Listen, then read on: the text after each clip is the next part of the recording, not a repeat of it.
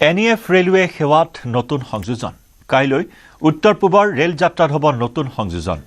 কাইলৈ flag of কৰা হ'ব বন্দে ভাৰত স্লিপাৰ এক্সপ্ৰেছ ট্ৰেইনৰ কামাখ্যা ষ্টেচনৰ পৰা হাওড়ালৈ চলিব বন্দে ভাৰত স্লিপাৰ ট্ৰেইন কামাখ্যাৰ পাছত পৰৱৰ্তী ষ্টপেজ হ'ব ৰঙিয়া আৰু নিউ বঙাইগাঁও একে সময়তে হাওড়াৰ পৰা যাত্ৰা আৰম্ভ কৰিব দ্বিতীয়খন ৰেল হাওড়াত প্ৰধানমন্ত্ৰী নৰেন্দ্ৰ মোদীয়ে ফ্ল্যাগ অফ কৰিব গুৱাহাটীত মুখ্যমন্ত্ৰী হিমন্ত বিশ্ব শৰ্মাই ফ্ল্যাগ অফ কৰিব এই ৰেলখনৰ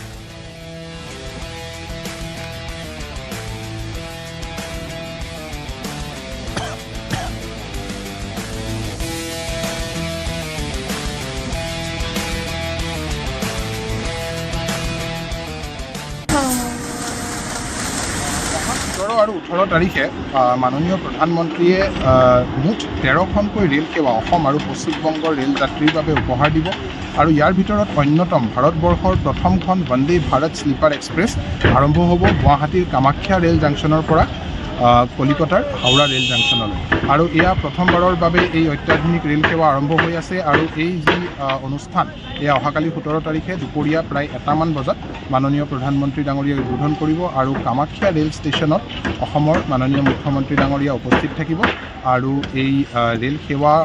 আৰম্ভ হোৱাৰ পিছতে অহা 18 তাৰিখে দুখনকৈ নতুন অমৃত ভাৰত এক্সপ্ৰেছো আৰম্ভ হ'ব এয়া অসমৰ প্ৰথমখন অমৃত ভাৰত এক্সপ্ৰেছ এই দুইখন ট্ৰেইন প্ৰথমখন ট্ৰেইন ডিব্ৰুগড়ৰ পৰা লক্ষ্ণৌৰ গোমতীনগৰলৈ আৰু দ্বিতীয়খন কামাখ্যাৰ পৰা ৰোহতক জাংচনলৈ আৰম্ভ কৰা হ'ব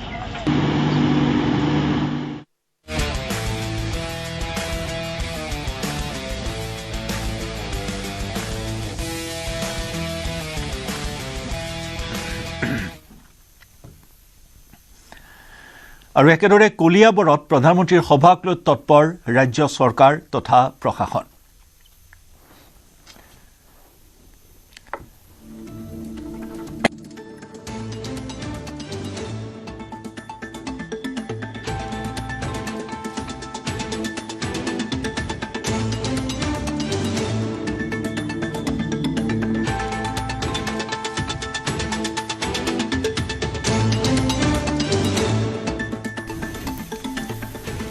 এয়া কলিয়াবৰত মোদীৰ সভাৰ বাবে প্ৰস্তুতি চলাই থকা হৈছে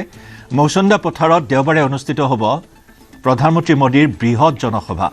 প্ৰধানমন্ত্ৰীৰ সভাৰ প্ৰস্তুতিত ব্যস্ত হৈছে মন্ত্ৰী পীযুষ হাজৰিকা কেশৱ মহন্ত সাংসদ কামাখ্যা প্ৰসাদ তাছা বিধায়ক জিতু গোস্বামী দীপ্লুৰঞ্জন শৰ্মাসহ মিত্ৰজোঁটৰ নেতা কৰ্মীসকল সম্পূৰ্ণ হৈ উঠিছে 3খন হেলিপেড 3টা বিশাল প্ৰেক্ষাগৃহৰ কাম সম্পূৰ্ণ হোৱাৰ দিশত যান বাহন ৰাখিবলৈ নিৰ্মাণ কৰা হৈছে 8টাকৈ পাৰ্কিঙৰ স্থান লক্ষাধিক লোকৰ সমাগম হ'ব মোদীৰ জনসভাত প্ৰধানমন্ত্ৰীক আদৰণি জনোৱাৰ বাবে সাজু কৰা হৈছে 9টাকৈ সাংস্কৃতিক দল এই জনসভাৰ পৰাই প্ৰধানমন্ত্ৰীয়ে শিলান্যাস কৰিব কাজিৰঙাৰ এলিভেটেড কৰিডৰৰ লগতে কেইবাটাও প্ৰকল্পৰ শিলান্যাস কৰিব প্ৰধানমন্ত্ৰী মোদীয়ে মাজত মাথো এটা দিন প্ৰধানমন্ত্ৰী মোদীয়ে কলিয়াবলৈ আহি এক বিশাল জনসভা সম্বোধন কৰিব আৰু তাৰে তৎপৰতা এতিয়া বৃদ্ধি পাইছে দিনে নিশাই কাম হৈছে আৰু যি প্ৰস্তুতি এই মুহূৰ্তত প্ৰায় সম্পূৰ্ণ হৈ উঠিছে আৰু ইয়াত যিহেতু স্থানীয় লোক আছে আমি দেখুৱাম যে তেওঁলোকে আচলতে দেশৰ প্ৰধানমন্ত্ৰী কলিয়াবৰলৈ প্ৰথমবাৰ আহিব কেনেকুৱা লাগিছে খুব ভাল লাগিছে আৰু কলিয়াবৰবাসী হিচাপে মই আৰু সমূহ কলিয়াবৰবাসীও উৎফুল্লিত হৈ আছে আৰু বৰ্তমান আমি যিমান দূৰ গম পাইছোঁ আজিৰ তাৰিখলৈকে কলিয়াবৰত ভাৰতৰ প্ৰধানমন্ত্ৰী অহা নাই এই হয়তো প্ৰথম আগতে আহিছে যেনে নাজানো মই জনালৈকে আৰু গতিকে সেইটো কাৰণে বহুতেই আমি উৎফুল্লিত হৈ আছোঁ নিশ্চয় আহিম থাকিম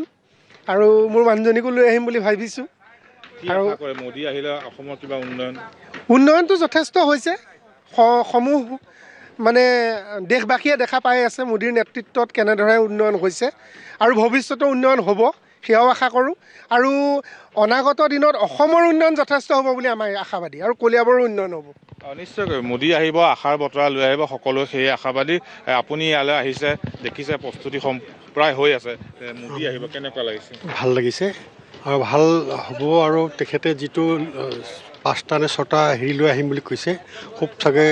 কলিয়াবৰবাসী ৰাইজৰ কাৰণে খুব উন্নত হ'ব ভাল হ'ব আমিও এই দিনে ৰাতিয়ে লাগি আছোঁ আজি 4 দিন হ'ল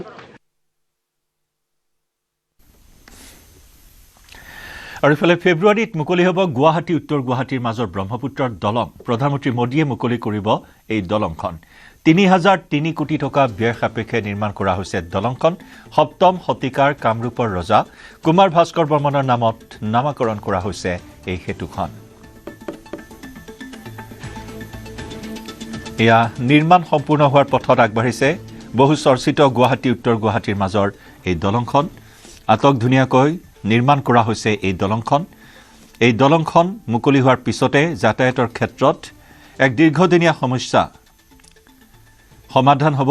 বিশেষকৈ গুৱাহাটী আৰু উত্তৰ গুৱাহাটীৰ মাজৰ যাত্ৰীসকলে যাতায়াতৰ নামত বছৰ বছৰ ধৰি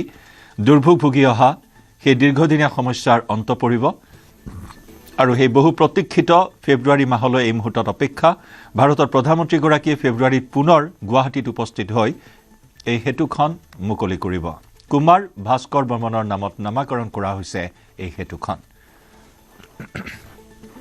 আমাৰ সতীৰ্থ সাংবাদিক বিষ্ণু শইকীয়াৰ সৈতে আমি সংযুক্ত হৈছো বিষ্ণু ইতিমধ্যে প্ৰায় নিৰ্মাণ হোৱাৰ পথত এই বহু চৰ্চিত দলংখন আটক ধুনীয়াকৈ নিৰ্মাণ কৰা এই দলংখন মুকলি কৰিব ভাৰতৰ প্ৰধানমন্ত্ৰীগৰাকীয়ে নিশ্চিতভাৱে এয়া গুৱাহাটী আৰু উত্তৰ গুৱাহাটীৰ যাত্ৰীসকলৰ বাবে এক আশাৰ সেতু হৈ ৰব এই সেতুখন নিশ্চয় আচলতে গুৱাহাটী আৰু উত্তৰ গুৱাহাটীৰ ৰাইজৰ বাবে অতিকৈ আশাৰ সেতু এখন কাৰণ আগতে যদি গুৱাহাটীলৈ উত্তৰ গুৱাহাটীৰ যিসকল লোক আছিল তেওঁলোক আহিবলগীয়া হৈছিল তেনেহ'লে প্ৰায় 1 ঘণ্টাৰ পৰা 1.5 ঘণ্টা লাগিছিল কাৰণ শৰাইঘাট ইয়াৰ কাষতে আছে নাতিদুৰৈত শৰাইঘাট দলং আৰু শৰাইঘাট দলঙত হোৱা যান জঁটৰ বাবে যথেষ্ট সময় তেওঁলোকৰ ব্যয় কৰিবলগীয়া হৈছিল কিন্তু এতিয়াৰ পৰা এই দলংখন ফেব্ৰুৱাৰী মাহৰ পৰা মুকলি কৰাৰ পাছতে 10 পৰা 15 মিনিটৰ ভিতৰতে এই গুৱাহাটী আহি উপস্থিত হ'ব উত্তৰ গুৱাহাটীৰ লোকসকল আমি দেখুৱাম দলঙৰ নিৰ্মাণ কাৰ্য চলি আছে এই মুহূৰ্তত আৰু খুব তীব্ৰ গতিত নিৰ্মাণ কাৰ্য চলাই আছে যেহেতু ফেব্ৰুৱাৰীত প্ৰধানমন্ত্ৰী আহিব প্ৰধানমন্ত্ৰী অহাৰ পিছত যিখন কুমাৰ ভাস্কৰ বৰ্মনে এই সেতুখন মুকলি কৰিব আৰু ছয়লেনযুক্ত এই সেতুখনে আচলতে আশাৰ বতৰা কঢ়িয়াই আনিছে দুয়োটা পাৰৰ ৰাইজৰ কাৰণে কিয়নো এই সেতুখন নিৰ্মাণৰ জৰিয়তে যথেষ্ট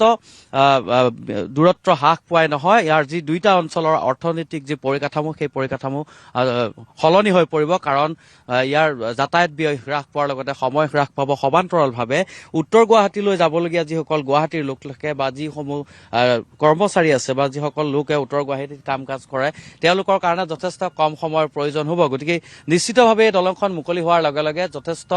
সুবিধা হ'ব সমান্তৰালভাৱে দুয়োটা পাৰৰ অঞ্চলৰ যি অৰ্থনৈতিক উন্নয়ন সেই উন্নয়নে বিশেষ গতি লাভ কৰিব ছয়লেনযুক্ত এই দলংখন নিৰ্মাণত 3,030 কোটি টকা ব্যয় কৰা হৈছে আৰু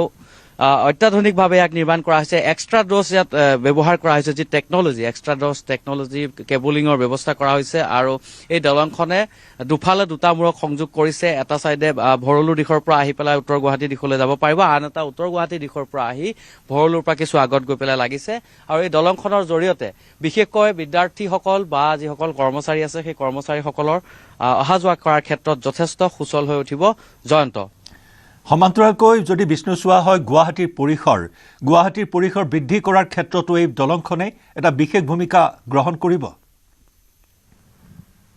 নিশ্চয়কৈ চাওক জয়ন্ত যদি এই দলংখন মুকলি হোৱাৰ লগে লগে গুৱাহাটী আৰু উত্তৰ গুৱাহাটীৰ মাজত থকা যিটো ব্যৱধান থাকিব সেই ব্যৱধানটো যথেষ্ট হ্ৰাস পাব আৰু সমান্তৰাল মাজত মাত্ৰ দলংখনেহে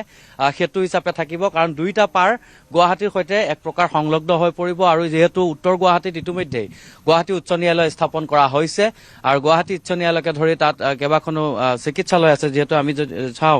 তাত GNRCৰ দৰে চিকিৎসালয় আছে গতিকে দুয়োটা পাৰৰ মাজত মাত্ৰ নদীখনে বাধাৰ প্ৰাচীৰ হিচাপে থিয় দিছিল কিন্তু এই দলংখন নিৰ্মাণৰ লগে লগে বা দলংখন মুকলি হোৱাৰ লগে লগে গুৱাহাটী আৰু উত্তৰ গুৱাহাটীৰ মাজত কোনো ধৰণৰ প্ৰভেদ নাথাকিব দুয়োটা পাৰে গুৱাহাটীৰ এক বৃহৎ অঞ্চল অন্তৰ্ভুক্ত হ'ব বুলি ক'ব পাৰি জয়ন্ত নিশ্চয় বিষ্ণু ধন্যবাদ জনাইছো আপোনাক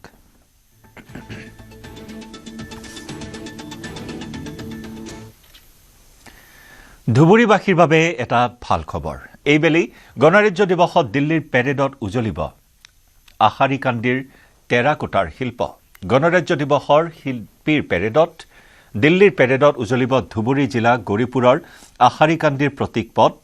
ঐতিহাসিক টেৰাকোটা শিল্প উজলি উঠিব ৰাজধানী দিল্লীত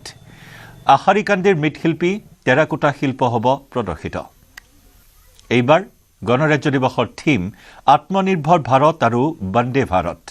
উল্লেখযোগ্য যে নামনি অসমৰ ধুবুৰী জিলাৰ গৌৰীপুৰৰ অন্তৰ্গত আশাৰীকান্দি গাঁওখন টেৰাকোটা শিল্পৰ বাবে সমগ্ৰ বিশ্বতে জনাজাত গাঁওখনৰ পাল সম্প্ৰদায়ৰ প্ৰায় 160টা পৰিয়ালে টেৰাকোটা শিল্পৰে আশাৰীকান্দিৰ নাম উজ্জ্বলাই তুলিছে সমগ্ৰ বিশ্বতে।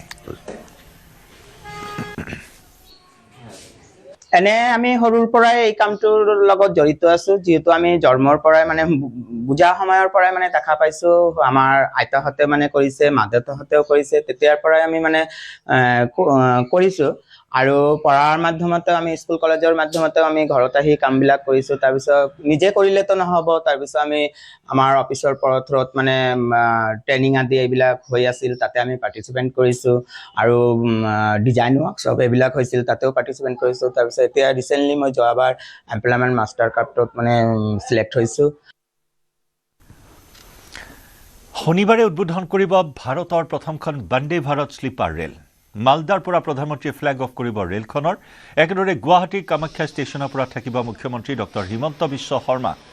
ৰেলখনত সংলগ্ন আছে কেইবাটাও অত্যাধুনিক সা সুবিধা। যাত্ৰীসকলৰ নিৰাপত্তাৰ বাবে প্ৰতিটো ডবাতে আছে CCTV। লোক পাইলটৰ সৈতে যাত্ৰীসকলে জৰুৰীকালীন সময়ত কথা পাতিব পৰা সুবিধাও সংযুক্ত কৰা হৈছে। সম্পূৰ্ণ বাতানুকূল শ্ৰেণীৰ বন্দে ভাৰত ৰেলত আছে অত্যাধুনিক ৰান্ধনীশাল, হাই কেছ আৰু ফ্ৰিজিঙৰ ব্যৱস্থা। পুনৰ জনাইছোঁ, হট কেছ আৰু ফ্ৰিজিঙৰ ব্যৱস্থাও আছে। লগতে মোবাইল চাৰ্জ দিয়াৰ বাবে কেইবাটাও টাইপৰ চাৰ্জাৰৰ সুব্যৱস্থা কৰা হৈছে ৰেলখনত। মই এই মুহূৰ্তত উপস্থিত আছো ভাৰতৰ প্ৰথমখন বন্দে ভাৰত শ্লিপাৰ কোচ ৰেলৰ ভিতৰত, আৰু এইখন আছে কামাখ্যা ৰেলৱে ষ্টেচনত। আৰু কাইলৈ প্ৰধানমন্ত্ৰী নৰেন্দ্ৰ মোদীয়ে ফ্লেগ অফ কৰিব এই অত্যাধুনিক ৰেলখন, আৰু ভাৰতৰ প্ৰথমখন শ্লিপাৰ কোচ বুলি কোৱা হৈছে। ভাৰতৰ ভিতৰতে অসমৰ পৰা কলকাতালৈ চলিব এই ৰেলখন। এই ৰেলখনৰ ভিতৰত আছে অত্যাধুনিক কেইবাটাও সা সুবিধা, আৰু কি কি সা সুবিধা আছে আমি আপোনালোকক দেখুৱাম। কিন্তু তাৰ পূৰ্বে আমি উত্তৰ পূব ৰেলৱেৰ জনসম্পৰ্কৰক্ষী বিষয়া আমাৰ সৈতে উপস্থিত আছে, তেওঁৰ সৈতে আমি কথা পাতিবলৈ চেষ্টা কৰিম। আমি দেখুৱাম ৰেলখনত কি কি সুবিধা পাব যাত্ৰীসকলে, আৰু এইখন কিয় অত্যাধুনিক ৰেল বুলি কোৱা হৈছে। আমি অকণমান আগুৱাই আহিম, দেখুৱাম যে আচলতে এই ৰেলখনত কেইবাটাও সা সুবিধা সন্নিৱিষ্ট কৰা হৈছে, আৰু ভাৰতৰ প্ৰথমখন শ্লিপাৰ কোচ বন্দে ভাৰত ট্ৰেইন, নহয় জানো? গতিকে ইয়াৰ পৰা কেনেধৰণৰ সা সুবিধা আমাৰ যিখন যাত্ৰী আছে বা কেনেধৰণৰ তেওঁলোকে উপভোগ্য হৈ উঠিব ভ্ৰমণ? হয়, এয়া ভাৰতবৰ্ষৰ প্ৰথমখন বন্দে ভাৰত শ্লিপাৰ ট্ৰেইন, আৰু আমাৰ বাবে সৌভাগ্যৰ কথা যে এই ভাৰতবৰ্ষৰ প্ৰথমখন বন্দে ভাৰত শ্লিপাৰ আমাৰ গুৱাহাটীৰ কামাখ্যা ষ্টেচনৰ পৰা আৰম্ভ হ'ব, আৰু এয়া কলিকতাৰ হাওৰা ষ্টেচনলৈকে চলিব। অহা 17 তাৰিখে মাননীয় প্ৰধানমন্ত্ৰী ডাঙৰীয়া ইয়াৰ শুভ উদ্বোধন কৰিব, আৰু কামাখ্যা ষ্টেচনত অসমৰ মাননীয় মুখ্যমন্ত্ৰী ডাঙৰীয়া উপস্থিত থাকিব, আৰু তেওঁৰ উপস্থিতিত এই ট্ৰেইনখনৰ প্ৰথমটো যাত্ৰা আৰম্ভ হ'ব। আৰু এই ৰেলখনত বহুকেইটা বিশেষত্ব আছে। ইমান বছৰে ধৰি যি যাত্ৰীসকলে সমস্যা পাইছিলে সকলোখিনি ইয়াতে সমাধান কৰিবলৈ চেষ্টা কৰা হৈছে। প্ৰথমকৈ আপুনি যদি চাব যে গোটেই কোচৰ ডিজাইনটো এটা নতুনভাৱে ভবা হৈছে, নতুনভাৱে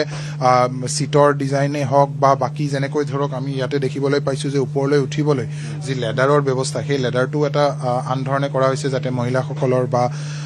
বৃদ্ধসকলৰ বাবে অলপ সুবিধাজনক হয়। তাৰ উপৰিও যদি আপুনি চাই ইয়াতে এটা পেনিক বাটনৰ ফেচিলিটি এটা দিয়া হৈছে, যোনটো আপুনি এইফালে দেখিবলৈ পাব। ইয়াতে আপুনি চাব পাৰিব যে ইয়াতে এটা পেনিক বাটন দিয়া হৈছে। এই বাটনটো প্ৰেছ কৰাৰ লগে লগে এটা ইণ্ডিকেশ্যন গুচি যায় এই ট্ৰেইনৰ লোক পাইলট আৰু ট্ৰেইন মেনেজাৰলৈ যে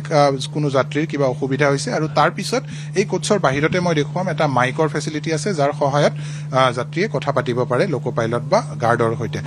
আচলতে জৰুৰীকালীন সময়ত কথা পাতিব। হয়, জৰুৰীকালীন আগতে যোনটো ব্যৱস্থা আছিলে এলাৰ্ম চেইনৰ, সেইটো এতিয়া আঁতৰাই দিয়া হৈছে, কিয়নো আমি দেখিবলৈ পাওঁ যে বহু সময়ত এলাৰ্ম চেইনটো প্ৰকৃত দৰকাৰ নথকাকেও হেৰি কৰাৰ মানে প্ৰেছ কৰে, আৰু তাৰ বাবে ৰেলখন ৰখি যাব লগা হয়। তাৰ সলনি এইটো কৰাৰ ফলত এতিয়া যিসকল জৰুৰী কিবা আপতকালীন যদি কিবা এনেকুৱা স্থিতি হয় তেতিয়া তেওঁলোকে কথা পাতি গাড়ীখন ৰখুৱাব পাৰিব। মই বাহিৰত আছে, মই আপোনাক দেখুৱাই দিম। তাৰ উপৰি